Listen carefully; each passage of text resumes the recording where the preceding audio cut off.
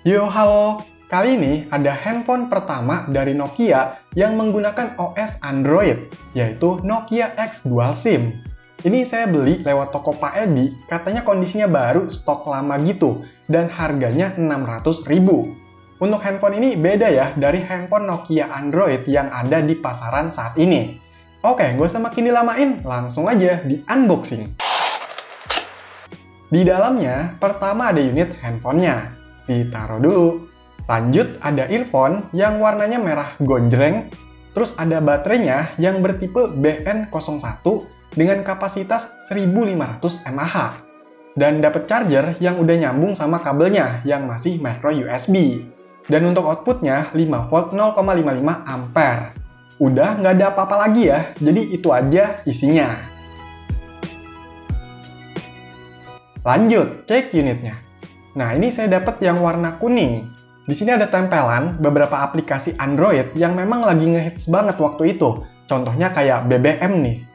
Di belakang juga ada keterangannya gitu ya. Langsung aja lah, dikletek aja.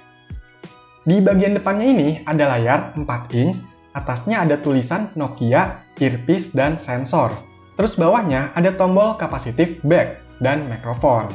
Di bagian sisi kanannya ada tombol pengatur volume dan power, sisi bawah ada lubang micro USB, sisi kirinya kosong, kalau sisi atas ada lubang jack audio.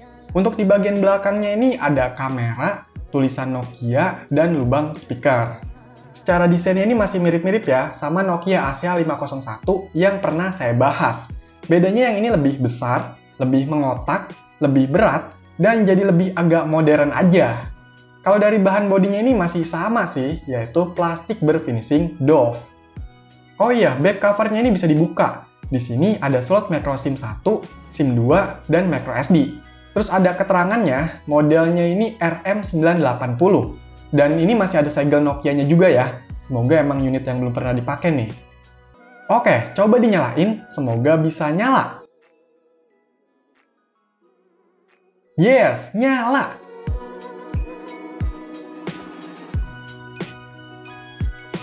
Dan inilah tampilan awalnya. Secara tampilannya, ini mungkin nggak sefamiliar sama handphone-handphone Android lain. Malah miripnya tuh sama Metro Style yang ada di OS Windows Phone. Makanya ada aja tuh yang beranggapan kalau Nokia X Dual SIM ini sebenarnya Windows Phone atau seri Lumia. Padahal mah beneran pakai base OS Android. Cuma kayak diumpet-umpetin gitu, mungkin karena dia pakai yang Android Open Source Project atau AOSP. Kalau cek di setting about phone juga nggak ada kata-kata Android-nya nih. Nokia kayak udah ngebuat sendiri namanya dengan sebutan Nokia Software X Platform 1.1 dengan versi software 1.1.3.20. Untuk storage di handphone ini ada 1,29 GB buat aplikasi dan 1,17 GB buat data-datanya. Jadi dibagi dua gitu ya, ribet. Kalau untuk RAM-nya udah kepake 233 MB dan sisanya sekitar 183 MB. Ya kecil banget nih, apalagi untuk sekarang. Aplikasi bawaannya ini banyak banget kalau menurut saya. Ada berbagai aplikasi pihak ketiga, bahkan game juga ada. Cuma ini rata-rata trial atau percobaan, bukan yang full. Tapi untungnya masih bisa di-uninstall nih. Nah, walaupun aplikasi bawaannya ini banyak, tetap aja ya, nggak ada satupun aplikasi dengan embel-embel Google. Oh iya, coba cek dulu nih kameranya. Dan inilah hasilnya.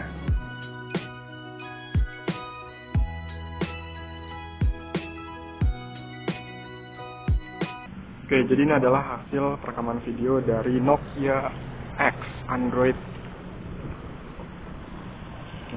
Kalian gimana?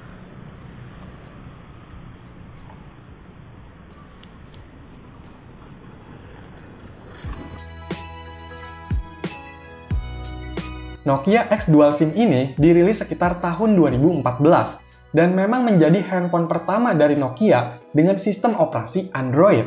Selain Nokia X, ada juga Nokia X Plus dan Nokia XL, di mana punya spek yang sedikit lebih tinggi dan layar yang lebih besar. Kalau di Indonesia, cuma dijual yang tipe X dan XL ya.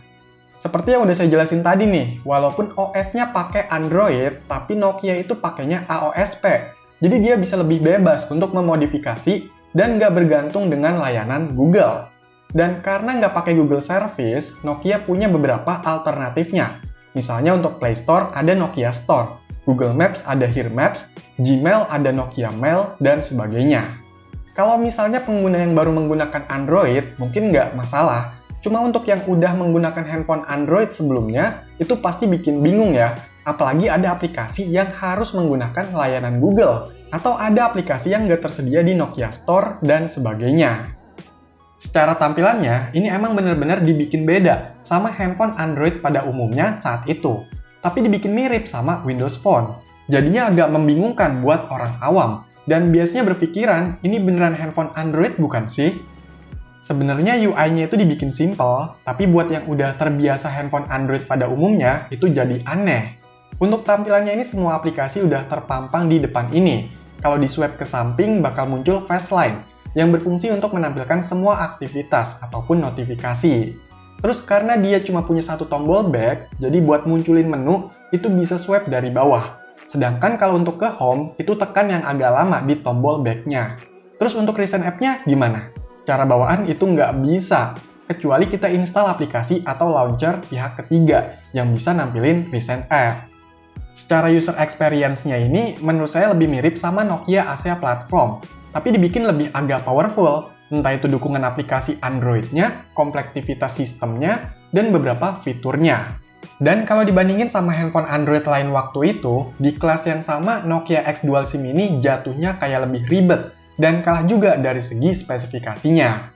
Handphone ini pakai chipset Snapdragon S4 Play, RAM-nya 512 MB, internal storage 4 GB, GPU-nya Adreno 203, layarnya 4 inch IPS, jaringannya masih 3G, baterainya 1500 mAh, dan menggunakan OS Android 4.1.2 Jelly Bean.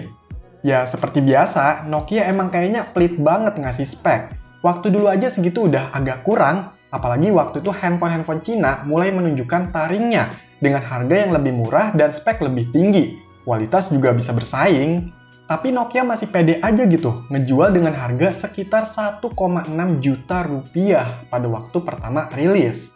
Sebenarnya pas dulu saya tertarik sama handphone ini, soalnya dari segi desainnya itu nggak pasaran kayak handphone Android lain.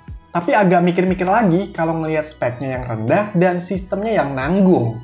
Makanya pas ada generasi barunya, yaitu Nokia X2 Dual SIM, yang dirilis sekitar beberapa bulan setelah keluarga Nokia X, baru deh saya incer karena speknya itu lebih mendingan. Navigasi dan sistemnya juga ada pembaruan, terus harga juga kebetulan udah turun banget. Jadinya saya beli deh. Cuma sayangnya pas udah beli malah ada yang nyolong. Hadeh. Ngelihat speknya yang rendah, kalau untuk sekarang udah pasti banyak banget batasannya. Apalagi versi Android yang dipakai itu Android Jelly Bean, yang udah lumayan tertinggal. Ya walaupun memang kalau dipaksa bisa aja dijejelin aplikasi Android yang ada embel-embel Lite-nya. Oh iya, kalau untuk installnya, selain dari Nokia Store yang udah ditutup, masih bisa ya install file berformat APK, tapi yang masih support dengan Android Jelly Bean.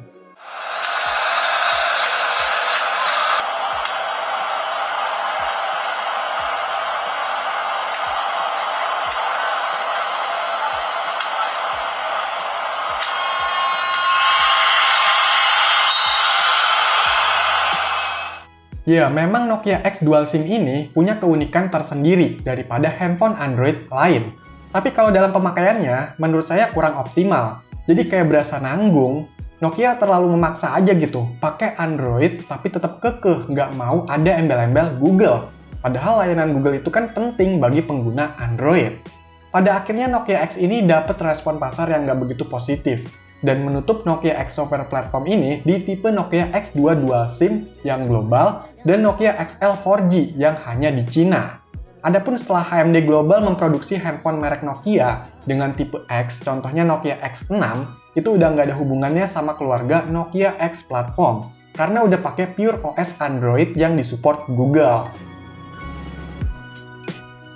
Oke, jadi itulah handphone Android pertama dari Nokia, yaitu Nokia X Dual SIM. Silahkan dikomentarin, like, share, dan subscribe channel ini. Terima kasih.